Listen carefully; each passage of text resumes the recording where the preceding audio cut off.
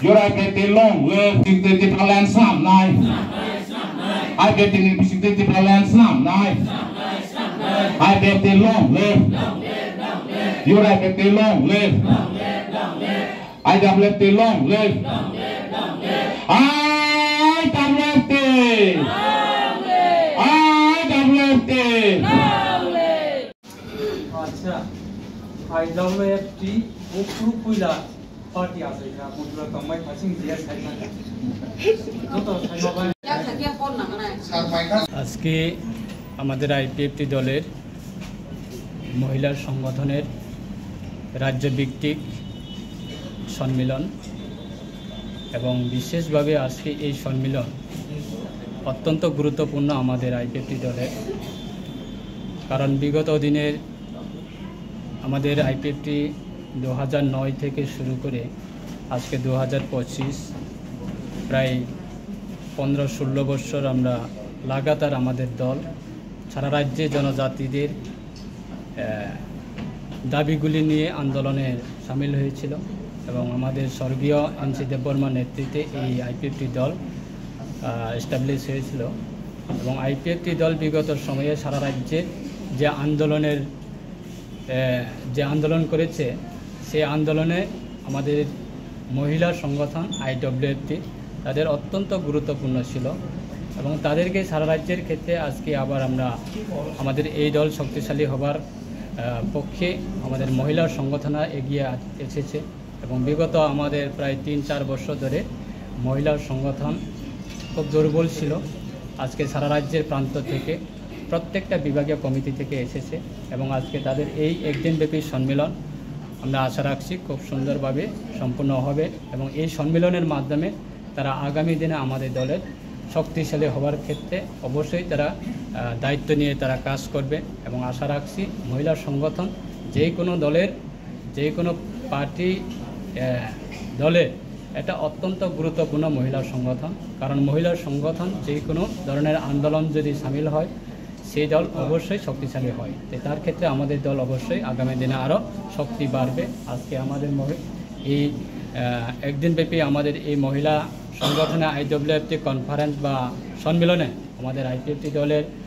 সম্মানিত সভাপতি প্রেম কুমার রিয়াং প্রাক্তন রাজ্য সরকারের মন্ত্রী উনিও রয়েছে এবং আমাদের আইপিএফটি দলের প্রত্যেকটা কেন্দ্র কমিটি কার্যকারী কমিটির আমাদের নেতৃত্বরা রয়েছে এবং মহিলা সংগঠনের রাজ্য কমিটির সভাপতি রয়েছে এবং সম্পাদক রয়েছে আজকে আবার পুনরায় তাদের এই মহিলা সংগঠনের নতুনভাবে সংগঠন আবার তারা শপথ নেবে এবং সংগঠন নতুনভাবে আবার পূর্ণ কমিটি সেটা গঠন হবে তাই আমরা আজকে এই তাদের মহিলা সংগঠনের একদিনব্যাপী এই কর্মসূচিতে আমি নিজেও অংশগ্রহণ করেছি অসংখ্য ধন্যবাদ জানাই ইতিমধ্যে আমরা শুনতে পেয়েছি যে আপনি ন্যাশনাল ইন্টারন্যাশনাল আইকন অ্যাওয়ার্ড পাচ্ছেন এই সম্পর্কে আপনি কি বার্তা দিতে যাচ্ছেন আজ সেটা আমার কাছে ইনফরমেশন বা আমার কাছে একটা লেটার এসেছে দিল্লি থেকে যে ইন্টারন্যাশনাল এবং ন্যাশনাল ভিত্তিক তারা প্রত্যেকটা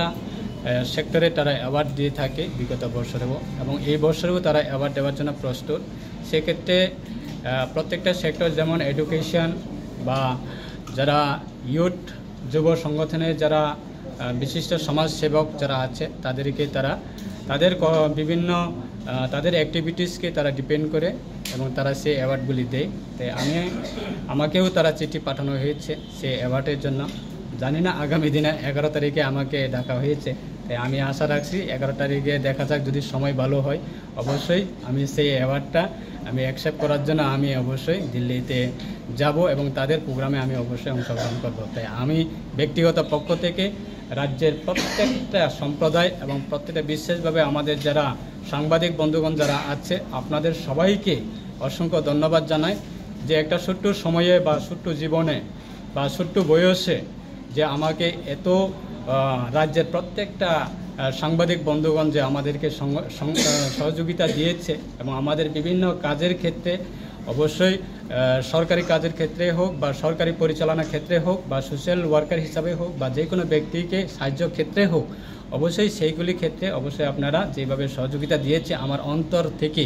এবং আমার পরিবারের পক্ষ থেকে এবং আমাদের দলের পক্ষ থেকে এবং আইপিএফটির পক্ষ থেকে আপনাদের সারা রাজ্যে আপনাদের মাধ্যমে অসংখ্য ধন্যবাদ জানাই। তাই আগামী দিনে আপনারা অবশ্যই ভগবানের কাছে প্রার্থনা রাখুন যে আমরা সারা রাজ্যের মানুষের ক্ষেত্রে যে সঠিকভাবে নিজের দায়িত্ব সেগুলি যাতে পালন করতে পারি এবং মানুষের পাশে অসহায় পরিবারের পাশে যাতে আমরা নিজের জীবনটাকে আমরা কি বলবো সেটাকে নিজের যেই কোনো এটা যে একটা অহংকার সেই জিনিসটা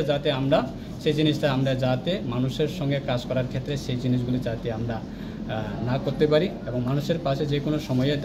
দাঁড়ানোর জন্য অবশ্যই সারা রাজ্যের ক্ষেত্রে সহযোগিতা করার জন্য আমি ব্যক্তিগত পক্ষ থেকে আবেদন রাখছি। ধন্যবাদ।